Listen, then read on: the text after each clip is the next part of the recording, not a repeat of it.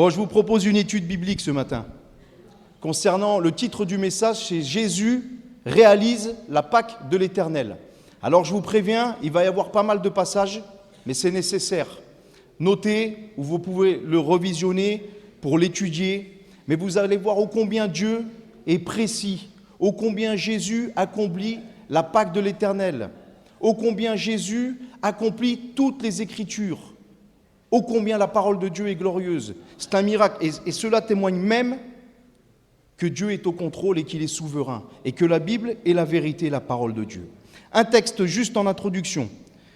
Exode, chapitre 12, versets 13 à 14. Exode, chapitre 12, versets 13 à 14. Le sang vous servira de signe sur les maisons où vous serez. Je verrai le sang et je passerai par-dessus vous. Et il n'y aura point de plaie qui vous détruise quand je frapperai le pays d'Égypte. Vous conserverez le souvenir de ce jour et vous le célébrerez par une fête en l'honneur de l'Éternel. Vous le célébrerez comme une loi perpétuelle pour vos descendants. Amen. Et ici, il est question de la fête de Pâques. Et déjà, le mot Pâques, d'où c'est que ça vient? Pâques, ce n'est pas les œufs en chocolat, ce n'est pas les lapins, ça, c'est les païens. Ça ne veut pas dire que vous ne pouvez pas manger un chocolat. Hein, ce n'est pas ce qu'on est en train de dire. Pas parce que tu vas manger un œuf en chocolat que tu fais un péché. Mais ce n'est pas ça la fête de Pâques. Dieu, il n'a pas donné un lapin, il a donné un agneau sur la croix. Dieu n'a pas donné des œufs, il a donné une croix à Pâques. Donc ne bifurquons pas concernant le sens de cette fête. Pâques, c'est sérieux. Pâques, c'est glorieux. Et donc, ce mot Pâques vient justement du verset que nous avons lu ici, passer par-dessus. Le mot Pâques vient du mot hébreu Pessar, qui signifie passer par-dessus. Donc on peut dire dans les grandes lignes, parce que ce matin, nous allons voir les grandes lignes de la fête de Pâques, et puis nous allons nous attarder un peu plus avec certaines précisions. On va mettre comme le microscope dessus, mais on ne va pas tout voir parce qu'il y a trop de choses. Et puis je n'ai pas la prétention de tout connaître non plus d'ailleurs, mais quelques éléments. Déjà donc Pâques, quelle est la signification de la fête de Pâques? C'est la mort qui passe par-dessus les maisons qui étaient couvertes par le sang de l'agneau. On va y venir. C'est le passage de l'esclavage à la liberté. C'est le passage de la mort à la vie. C'est une forme de résurrection, Pâques. C'est le passage aussi du temps des semailles à celui des moissons, parce que les fêtes de l'Éternel étaient des fêtes historiques, mais étaient aussi des fêtes agricoles. Elles suivaient un cycle agricole. Et les Juifs ont l'habitude de chanter pendant les fêtes des régalim, c'est-à-dire les fêtes de pèlerinage, et parmi ces fêtes-là, il y a la fête de Pâques, des cantiques, des psaumes. Parmi eux, par exemple, il y a le cantique, qui fait partie des cantiques des degrés, le psaume 126, et on va juste lire les versets 4 à 6, où il est dit « Éternel, ramène nos captifs comme des ruisseaux dans le midi, ceux qui sèment avec larmes moissonneront avec chant d'allégresse. Celui qui marche en pleurant, quand il porte la semence, revient avec allégresse quand il porte ses gerbes. » Et vous voyez, ce psaume-là est vraiment caractéristique de la fête de Pâques, parce qu'on célèbre le temps où on a semé, et c'est difficile de semer, c'est difficile, mais au jour où il y a la récolte abondante que Dieu nous accorde, on est heureux. Et on est dans la joie. Et les douleurs du passé sont oubliées. Et Pâques nous parle de cela aussi. Mais Pâques nous parle, comme toutes les autres fêtes de l'Éternel, comme tous les sacrifices qu'il y a mentionnés dans l'Ancienne Alliance, dans les Écritures, nous parle de Christ, le Messie, nous parle de Jésus, qui accomplit parfaitement Pessar. Pessar est une illustration magnifique, glorieuse, de l'œuvre de Jésus, et cela nous est révélé dans le Nouveau Testament. Et on va voir cela ensemble ce matin, si vous le voulez bien. Déjà, Pâques, donc, c'est associé à deux autres fêtes. On pourrait dire que Pâques, c'est trois fêtes en un, trois en un. C'est Pâques, la fête des pains sans levain et la fête des prémices. Pâques est fixé le 14e jour du mois de Nissan dans le calendrier juif. Pour nous, c'est environ mars-avril. Ok ? Ce jour, donc le 14 de Nissan, est appelé la veille de Pessar. Pourquoi ? Parce que la veille de la sortie d'Égypte, les Hébreux ont sacrifié un agneau sans défaut et sans tache. Et ils ont badigeonné les portes, les frontons de leur maison, les linteaux, et là où il y avait le sang, eh bien, la mort ne les a pas atteints, mais là où il n'y avait pas de sang, Dieu a détruit les premiers-nés d'Égypte. Et c'est en célébration de ce moment. Vous savez, Pâques, la sortie d'Égypte, c'est au centre même du judaïsme. Mais Pâques, c'est au centre même de la chrétienté.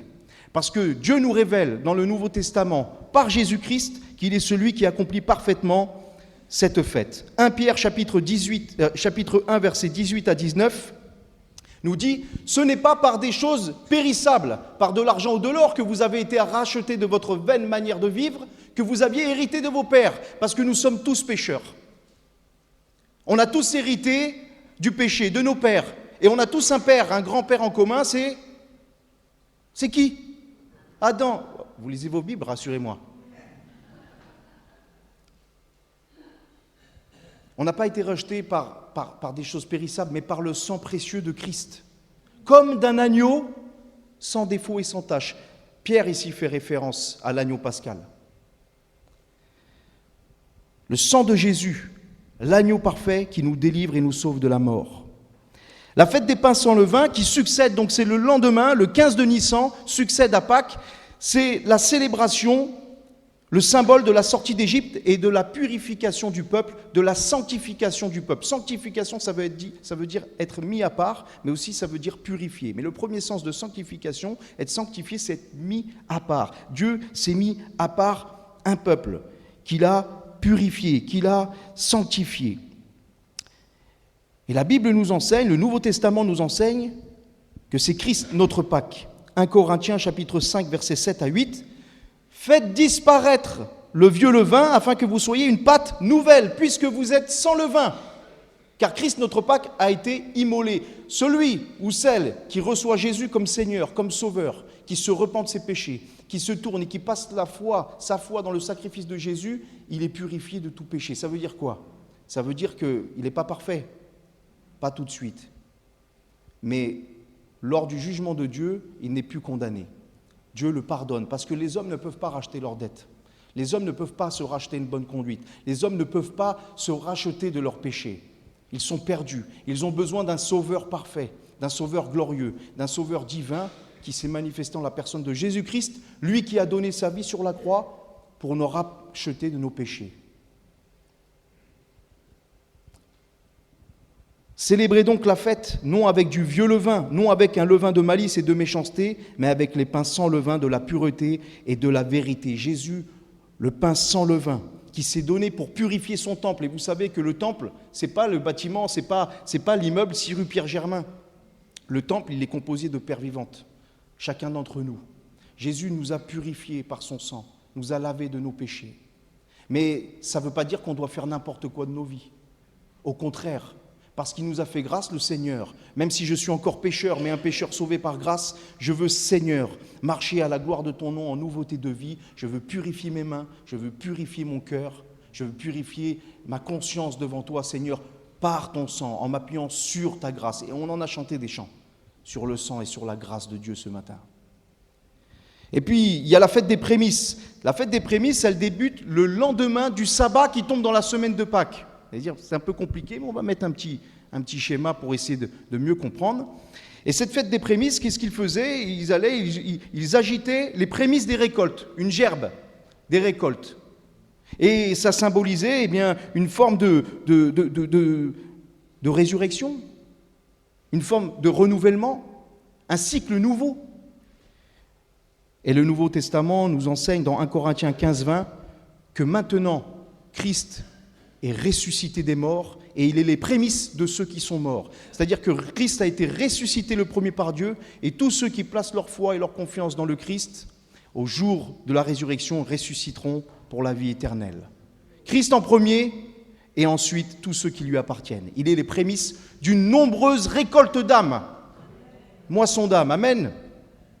Ça, c'est pour les grandes lignes. Mais on va voir ô combien Jésus accomplit en détail le calendrier de Dieu. Et on est confondu.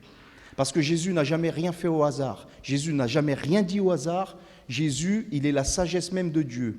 Il est la parole de Dieu, le Verbe de Dieu fait chair. On va mettre une image ici, juste pour que vous vous situez un peu dans le calendrier de la dernière semaine de Jésus. Alors, je ne sais pas si vous voyez bien, je l'enverrai sur le groupe, pour que vous puissiez regarder. Mais ici, c'est la dernière semaine de Jésus. Le vendredi 9 du mois de Nissan, Jésus est à Béthanie chez Lazare, Marie et Marthe. Le lendemain, le samedi 10, c'est le sabbat qui précède Pâques, qui est nommé chez les Juifs le Shabbat Agadol, le grand sabbat. Le jour de ce sabbat, le 10 de Nissan, il faut mettre à part un agneau sans défaut que les sacrificateurs vont examiner pendant 4 jours pour voir s'il est vraiment sans défaut.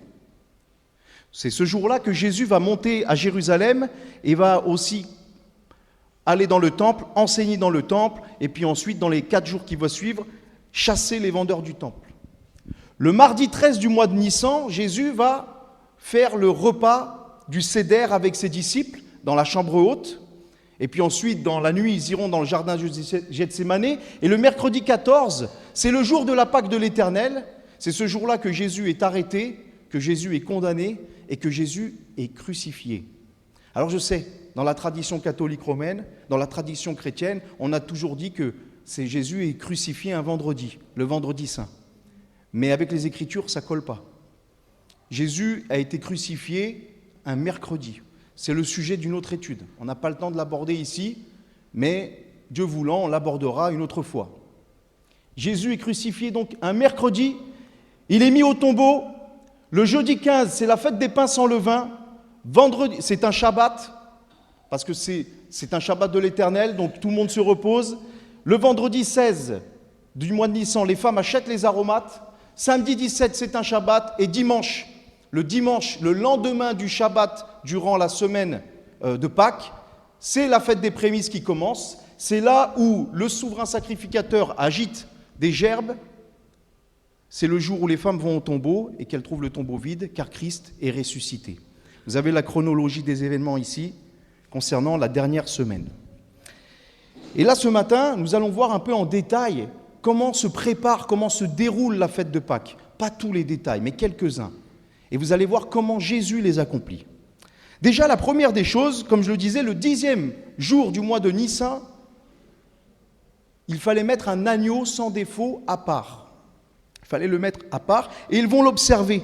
C'est ce que nous dit Exode chapitre 12, verset 3 et le verset 6. « Parle à toute l'assemblée d'Israël et dites, le 10e jour de ce mois, on prendra un agneau pour chaque famille. Un agneau pour chaque maison. » Verset 6, « Vous le garderez jusqu'au 14e jour de ce mois, donc du 10 au 14, et toute l'assemblée d'Israël l'immolera entre les 2 soirs. » Donc cet agneau, il devait être vérifié. Et on sait, selon les Écritures, selon le Nouveau Testament, que Jésus va arriver chez Lazare, Marie et Marthe 6 jours avant la fête de Pâques. On trouve cela dans Jean chapitre 12, versets 1 à 13.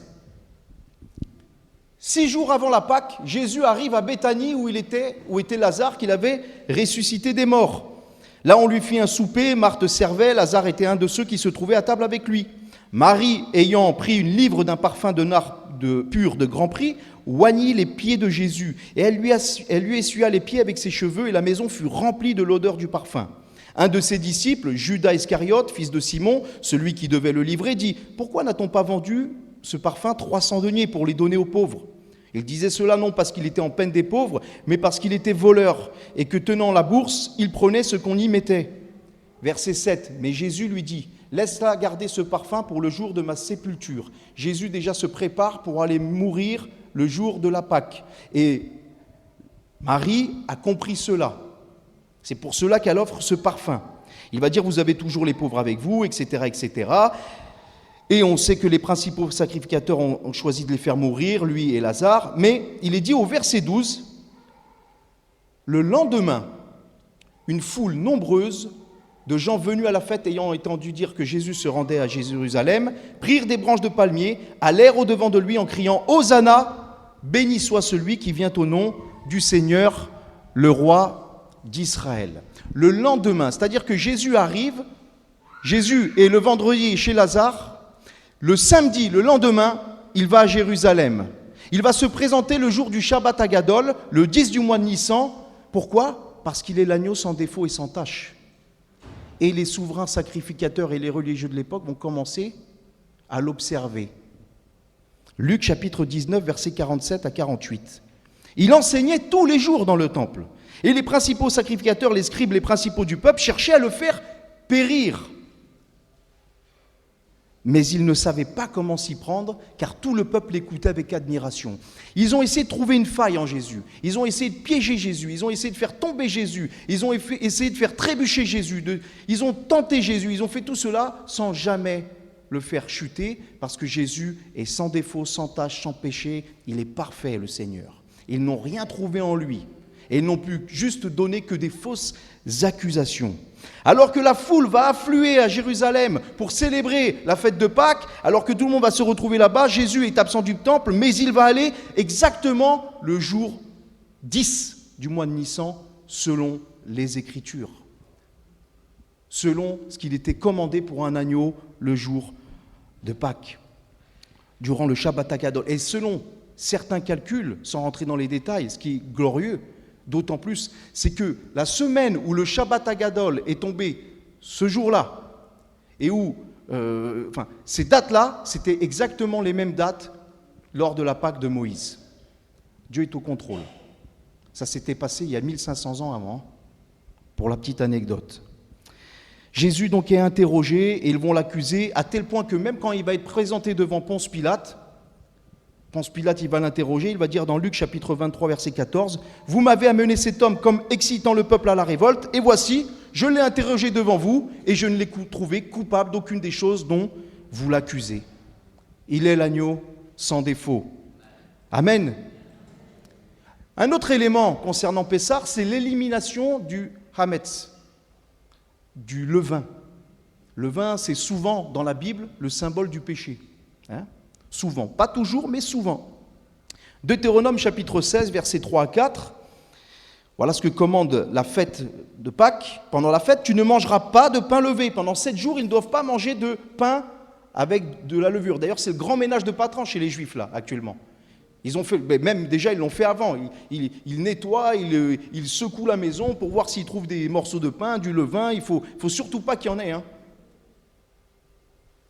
Donc, tu mangeras 7 jours des pains sans levain, du pain d'affliction, car c'est avec précipitation que tu es sorti du pays d'Égypte, et il en sera ainsi afin que tu te souviennes toute ta vie de où tu es sorti du pays d'Égypte. On ne verra point chez toi du levain de tout l'étendue du pays pendant 7 jours. Exode 12, 19, pendant ces 7 jours, il ne se trouvera point de levain dans votre maison, car toute personne qui mangera du pain levé sera retranchée de l'assemblée d'Israël. On peut dire que c'est fort quand même, Attends, tu manges du pain levé, tu es retranché. Oui, mais parce que derrière cela, il y a une portée spirituelle bien plus profonde, bien plus grande. Et alors, il est dit dans Jean chapitre 11, au verset 55 à 56, que la Pâque des Juifs était proche et les gens montaient du pays à Jérusalem avant la Pâque pour se purifier, parce qu'il fallait se purifier au moins 10 jours à l'avance. Ok ? Et on avait jusqu'au 13 de Nissan, si je ne me trompe pas, pour faire ce ménage. Bien, Jésus, lui aussi, va purifier la maison. Il va accomplir cette Pâque. Il est dit dans Matthieu chapitre 21, versets 10 à 13, que quand il va rentrer à Jérusalem, la ville était toute émue et l'on disait qui est celui-ci. Et la foule va dire c'est Jésus le prophète, et bien plus qu'un prophète, nous le savons. Jésus entra dans le temple de Dieu et il chassa tous ceux qui vendaient et qui achetaient dans le temple. Il renversa les tables des changeurs et les sièges des vendeurs de pigeons et il leur dit, il est écrit, ma maison sera appelée une maison de prière, mais vous en faites une caverne de voleurs. Jésus est rentré dans le temple et il a vu qu'il y avait des hommes qui étaient là et qui faisaient du trafic et qui abusaient des autres. Et le Seigneur, il est contre tout ça, bien sûr. C'est pas parce qu'on a le nom de chrétien, l'étiquette de chrétien ou le nom d'église que forcément on est droit devant Dieu. C'est le cœur que le Seigneur regarde. Et là, il a vu des gens qui étaient dans le temple, qui étaient soi-disant des bons juifs, des bons religieux, et pourtant qui trafiquaient. Et Jésus, il va les chasser. Vous voyez ? Oui, c'est le Jésus. C'est une des faces de Jésus. Il va les chasser. Pourquoi ? Parce que Jésus, il est animé de la sainteté de Dieu. Il est saint, il ne supporte pas, il ne tolère pas que l'on fasse de la maison de son Père une caverne de voleurs. Parce que la maison de son Père, c'est une maison de prière. Amen. Jésus va purifier la maison de son Père comme le ferait tout chef de famille juive ou toute mère de famille juive. Mais plus loin, dans Jean chapitre 13, lors du dernier repas de Pâques que Jésus va célébrer avec ses disciples, Jésus sait que le Père avait tout remis entre ses mains, qu'il était venu de Dieu et qu'il s'en allait vers Dieu, donc il va mourir. Il se leva de table, ôta ses vêtements et prit un linge dont il se ceignit. Ensuite, il versa de l'eau dans le bassin, il se mit à laver les pieds des disciples et à les essuyer avec le linge dont il était ceint. Versets 10 à 11, Jésus dit « Celui qui est lavé n'a pas besoin de se laver les pieds pour être entièrement pur. Et vous êtes purs, mais non pas tous, car il connaissait celui qui le livrait. C'est pourquoi il est dit « Vous n'êtes pas tous purs. » Jésus, au travers de cet enseignement, au travers de cette image du lavage des pieds, va enseigner l'humilité à ses disciples. Va enseigner à ses disciples le fait de considérer l'autre au-dessus de soi-même. Va leur montrer aussi qu'ils sont purifiés, ils sont sauvés, ils sont lavés, mais que tout au long de leur marche, il va falloir qu'ils sanctifient leur cœur. Et que c'est le Seigneur qui le fera. Alors il va leur enseigner cela, le Seigneur, mais il va dire « Tous ne sont pas purs, il y en a un qui n'est pas pur parmi vous. » Versets 26 à 27, il va dire « Celui à qui je donnerai le morceau trempé, le morceau de pain trempé, et ayant trempé le morceau, il le donna à Judas, fils de Simon l'Iscariote. Dès que le morceau fut donné, Satan entra en Judas, et Jésus lui dit « Ce que tu fais, fais-le promptement. » Et au verset 30, il est dit que Judas a pris le morceau et s'est hâté de sortir. Il était nuit, et nous savons la suite. Judas va trahir Jésus, il va le vendre pour 30 pièces d'argent, et les soldats viendront chercher Jésus dans le jardin de Gethsémanée pour l'arrêter. Jésus, ici, il donne une dernière opportunité à Judas de se repentir. Il sait déjà le dessein que Judas a formé dans son cœur. Il sait déjà que Judas a l'intention de le livrer. Et ce geste-là du pain trempé, c'est un geste amical qui dit Judas, s'il accepte ce pain, tu es mon ami, repens-toi du dessein que tu as à faire.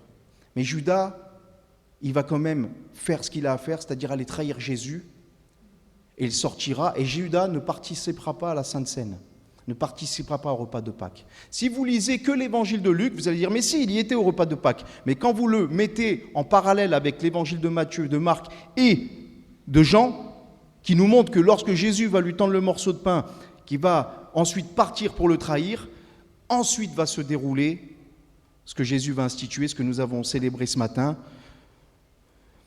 Prenez ce pain, ce vin, en souvenir de moi, mon corps, mon sang, etc.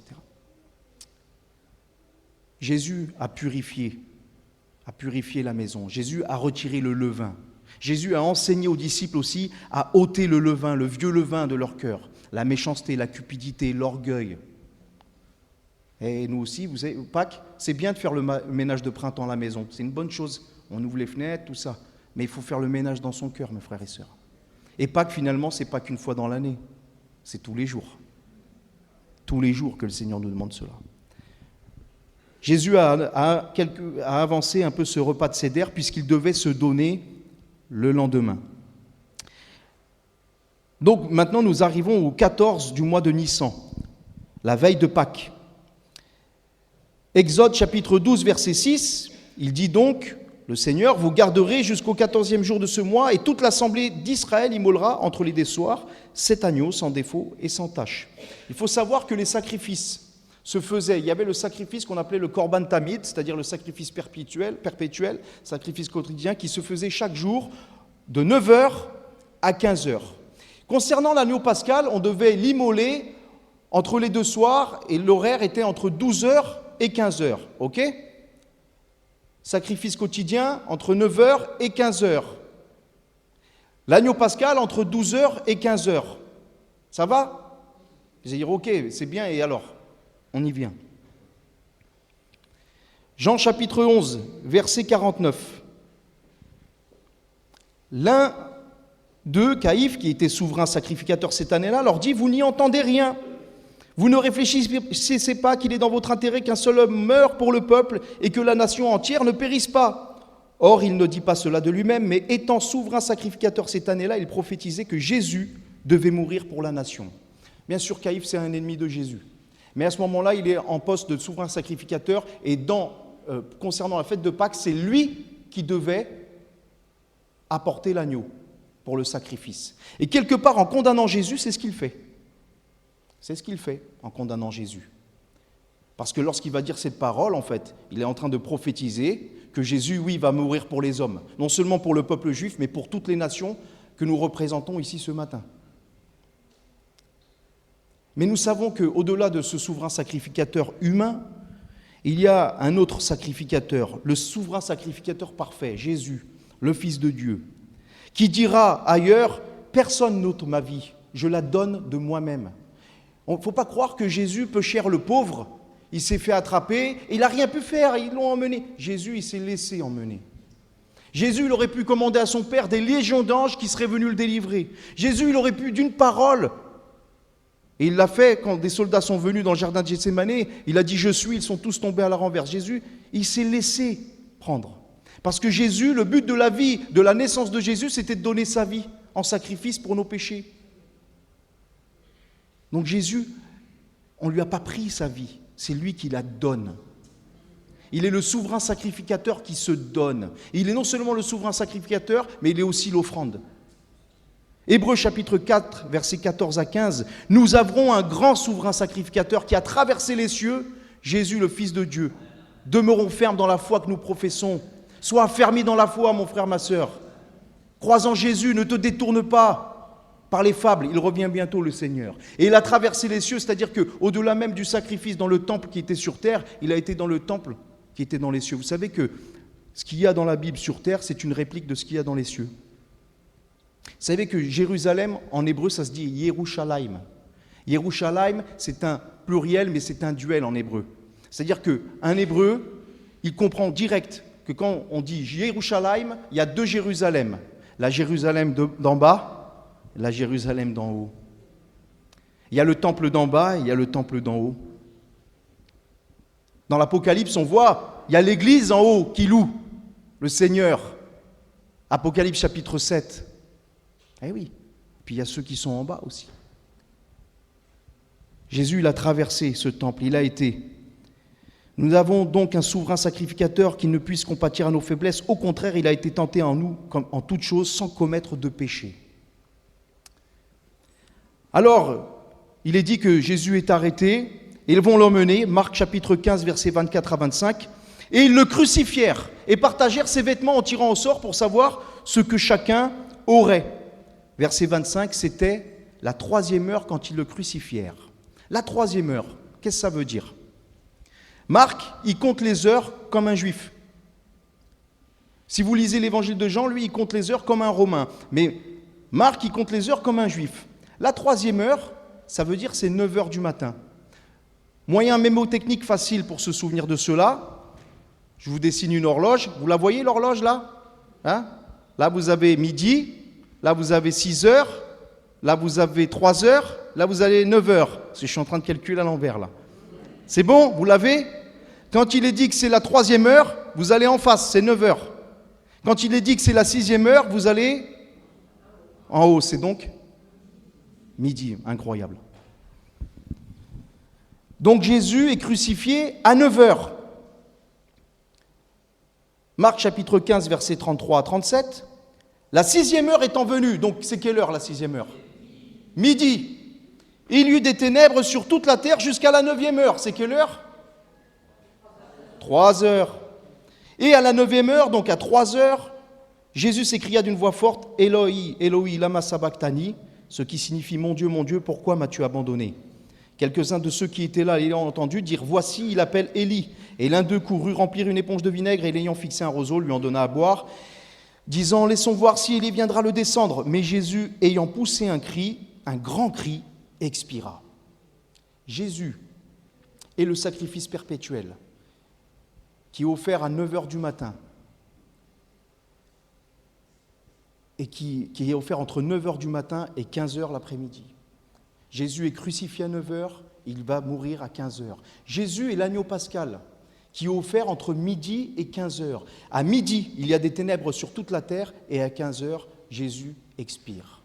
Jésus respecte, Jésus accomplit la loi, le plan de Dieu, le calendrier de Dieu, le timing de Dieu, dites ce que vous voulez, jusque dans les détails des heures. Vous croyez que c'est le hasard ?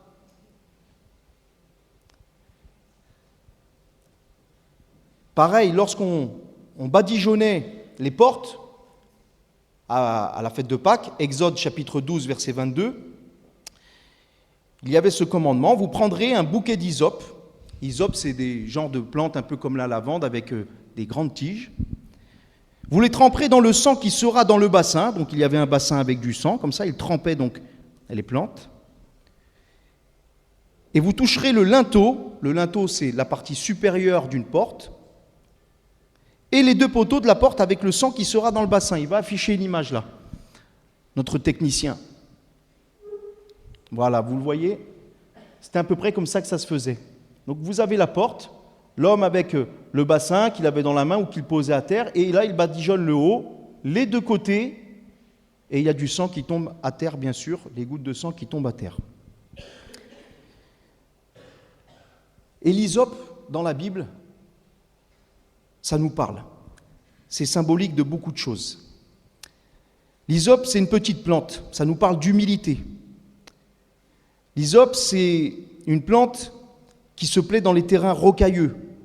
C'est une plante qui nous parle vraiment de cette humilité, de cette simplicité, et qui est utilisée pour tous les rituels d'aspersion, de purification, non seulement pour Pâques, mais pour d'autres rituels. Donc l'hysope, elle est vraiment associée à ce rituel de purification, de purifier, le sang purifié. Mais tout cela préfigurait Jésus. David pouvait dire dans le psaume 51, qui est le psaume de la repentance, « Purifie-moi avec l'hysope, purifie mon âme avec l'hysope ». C'est une forme poétique, symbolique de montrer que déjà le sang pouvait purifier la conscience, le cœur. Mais la portée, David, il ne la connaissait pas encore. La portée de cela s'accomplit en Jésus-Christ. Dans Jean chapitre 19, versets 28 à 30, Jésus savait que tout était déjà consommé, et les soldats, donc, au verset 29, vont remplir une éponge et vont la fixer à une branche d'hysope, et vont l'approcher de la bouche de Jésus. Et Jésus va prendre le vinaigre, va dire « tout est accompli », il va mourir. Il va baisser la tête, il va expirer. Tous les symboles sont là. L'hysope, le sang, la croix. Vous savez que c'est quand même assez étonnant de voir que... Tu peux remettre l'image, s'il te plaît, mon frère, juste avant? Sur l'image que nous avons vue, il y a 4 points de sang qui se dessinent ici. Vous avez remarqué? Il y a en haut, sur les côtés, et le sang qui tombe en bas. Si vous reliez ces points, ça vous donne quoi comme symbole? Ça vous donne la croix. Alors on peut dire, oh, c'est un peu tiré par les cheveux. Mais vous savez, ça symbolise quoi aussi? La couronne d'épines de Jésus, les mains percées de Jésus, les pieds percés de Jésus. Amen. Eh oui. Jésus à la croix, peut-être le roi couronné d'épines, dont les mains et les pieds sont percés. On aurait pu parler de tellement d'autres prophéties qui viennent appuyer ces textes. Le soir de la fête de Pâques, vous êtes toujours là? Allez, j'en ai encore pour 1 heure et c'est bon. Allez, on voit encore 3 points et j'arrête. 3 éléments. Le soir de Pâques, donc Exode chapitre 12, versets 8 à 9, il est dit qu'on devait manger la chair de cet agneau rôti au feu. On les mangera avec des pains sans levain, des herbes amères. On ne le mangera pas à demi-cuit ou bouilli, mais il sera rôti au feu. Verset 46, on mangera donc cet agneau et on n'emportera point la chair hors de la maison, et vous ne briserez aucun de ses os. C'est Exode chapitre 12, verset 46. Aucun des os de l'agneau, le soir de Pâques, devait être brisé.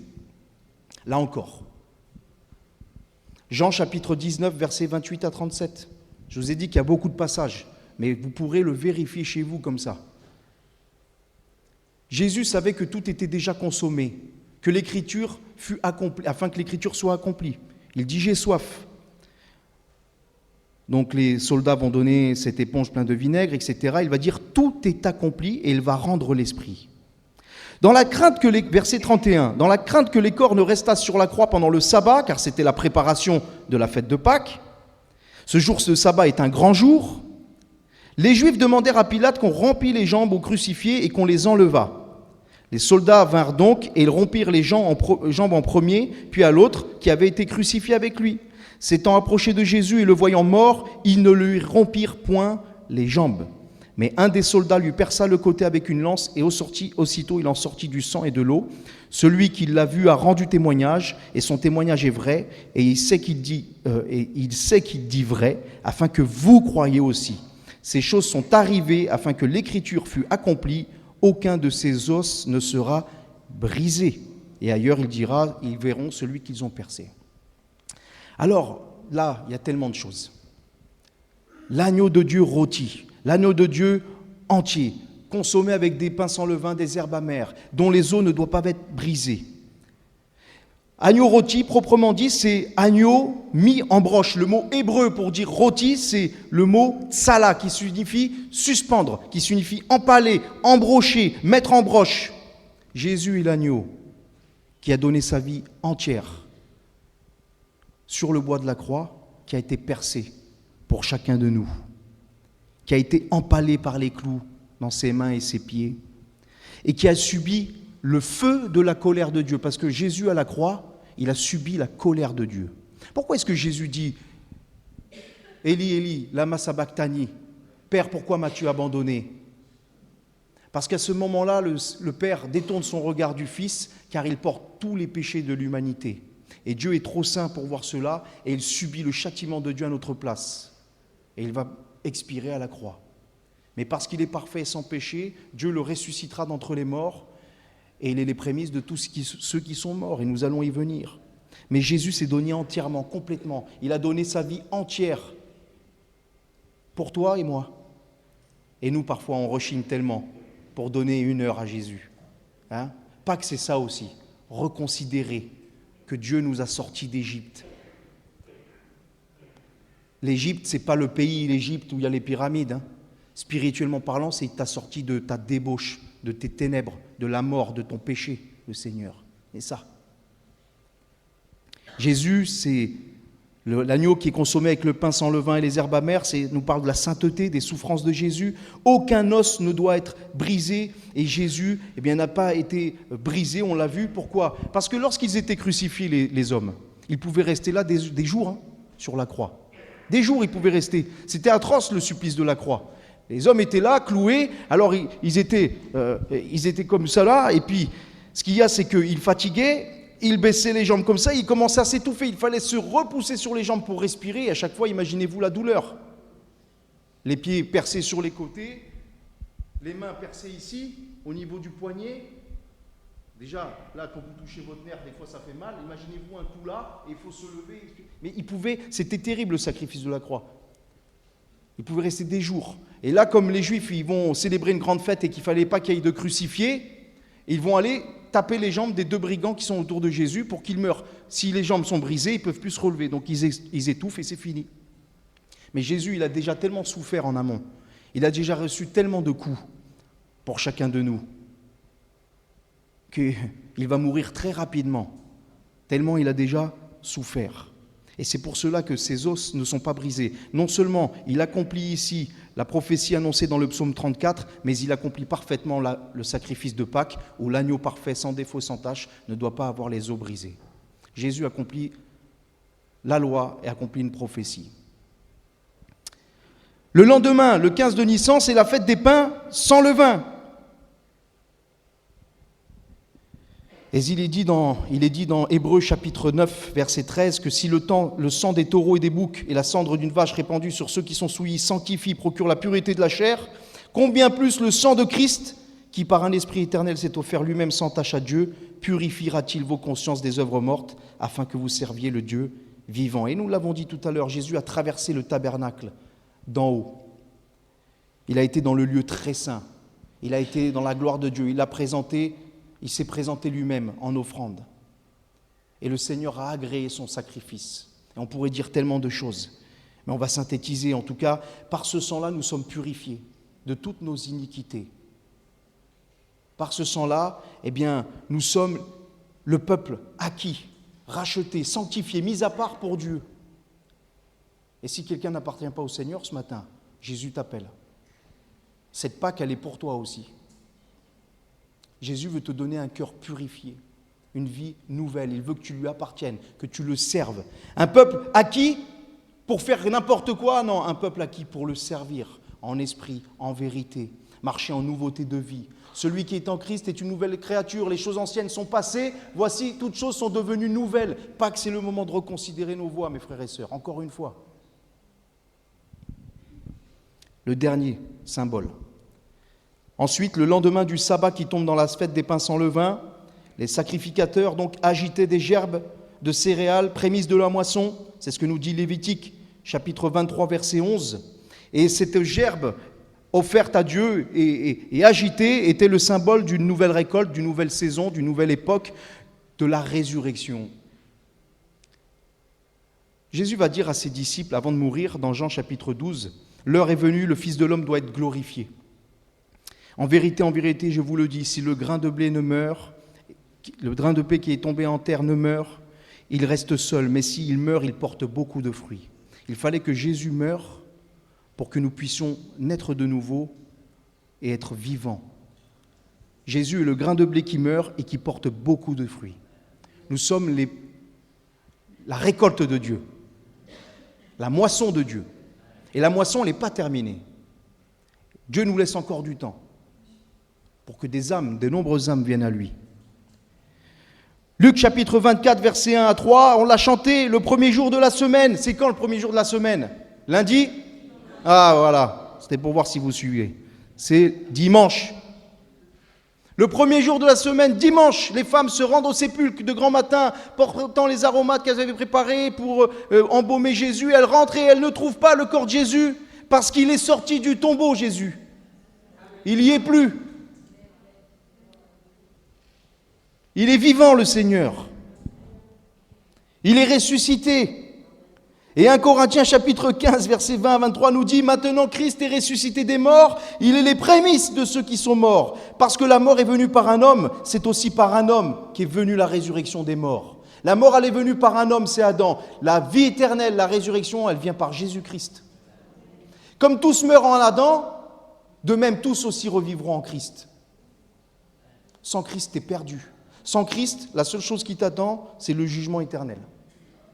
La Bible est claire. Vous êtes radical, la Bible est radicale. Il n'y a pas peut-être, il n'y a pas de purgatoire. Il n'y a pas de on verra, je m'arrangerai avec Dieu. Tu te repens de tes péchés, tu te tournes vers Christ, tu es sauvé. Tu as la vie éternelle. Tu rejettes Christ, tu mourras dans ton péché. Christ est vivant. Il est les prémices, verset 23, de ceux qui appartiennent à Christ. C'est lui la première gerbe qui est agitée. C'est lui les prémices de la récolte. C'est le premier ressuscité. Et les autres viendront, chacun en son rang. Eh oui. Vous savez, il y a beaucoup de religions. Et ce qui divise les religions, c'est la personne de Jésus. Vous allez dans l'islam, les musulmans croient en Jésus. Comme prophète, ils l'appellent Aïssa. Et pour eux, Jésus n'est pas mort. C'est quelqu'un, un faux semblant qui était à la croix. Il n'est pas mort, donc il ne va pas ressusciter. Et c'est bien Jésus qui reviendra à la fin des temps dans l'islam. Mais il n'est pas mort. Dans le judaïsme, Jésus, c'est un faux prophète, un imposteur, qui est mort et qui n'est pas ressuscité. Soi-disant, il est ressuscité, mais ce n'est pas vrai. Vous voyez ? Et pour nous, les chrétiens, Jésus est mort et il est ressuscité. Parce que si Jésus n'est pas mort et s'il n'est pas ressuscité, on n'a plus rien à faire ici, là, ce matin. On peut tous rentrer chez nous et allons déjà pique-niquer. Rendez-vous au rond-point de Conques, à côté de l'épicerie. Parce que si Jésus n'est pas mort, on ne peut pas être pardonné de nos péchés. Et s'il n'est pas ressuscité, ça veut dire que Dieu n'a pas agréé son sacrifice, donc on n'a aucune espérance de la vie éternelle. Donc mangeons et buvons, car demain nous mourrons. Mais Jésus, il est vivant. Et la résurrection de Christ, ce n'est pas une fable. Hein. La résurrection de Christ, c'est un fait historique avéré par plus de 500 témoins. Et si vous croyez que la Bible est falsifiée, que la Bible est fausse et que la Bible est trafiquée, sachez que la Bible est le livre dont nous avons le plus d'authenticité, de fragments historiques. Donc si la Bible est fausse, on peut remettre en question tous les livres de l'Antiquité, tout. Et peut-être qu'un jour on étudiera un peu j'ai envie de dire la gloire de la parole de Dieu. Le témoignage même que la Bible est la parole de Dieu. Oui, Jésus est vivant. Et il est les prémices Alors voyez quelques éléments pour vous montrer combien Jésus accomplit parfaitement la Pâque de l'Éternel et réalise avec précision le calendrier de Dieu. Dieu est souverain, mes frères et sœurs. C'est glorieux la parole. C'est glorieux. Il y aurait tellement de choses à dire, mais je m'arrête.